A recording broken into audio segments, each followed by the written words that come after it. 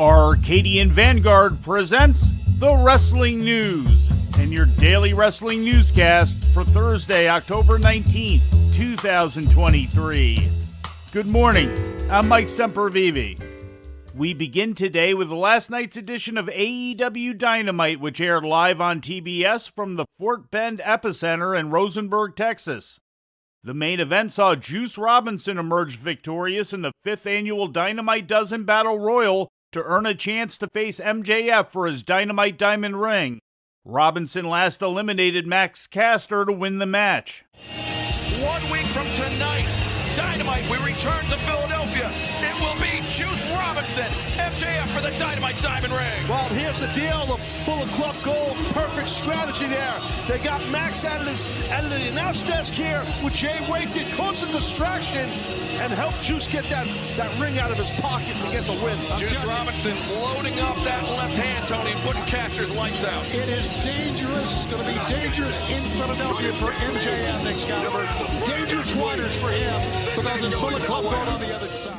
Sting made a special announcement during the show indicating that he'd be retiring and that next year's Revolution 2024 pay-per-view would mark the final match of his 40-year career.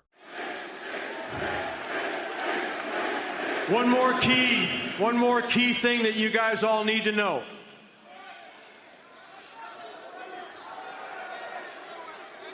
The only thing for sure about Sting is my retirement, Revolution 2024, is for sure.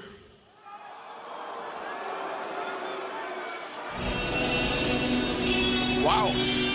Massive announcement by the icon Sting, winding down his Hall of Fame career.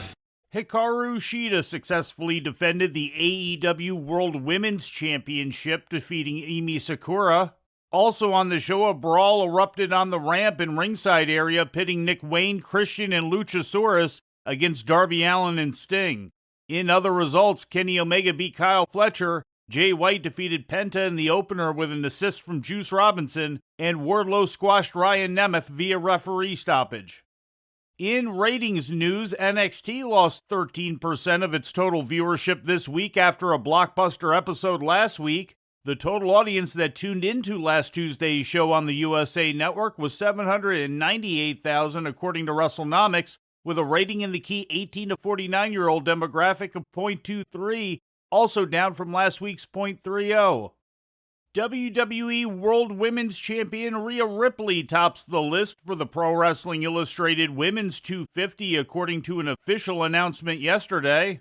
The entire top 10 was also announced yesterday, with the other 9 in order being the Artist of Stardom champion Julia, Bianca Belair, Jamie Hayter, World of Stardom champion Tam Nakano, Ring of Honor World Women's champion Athena, Deonna Purrazzo, Willow Nightingale, Camille, and Jordynne Grace.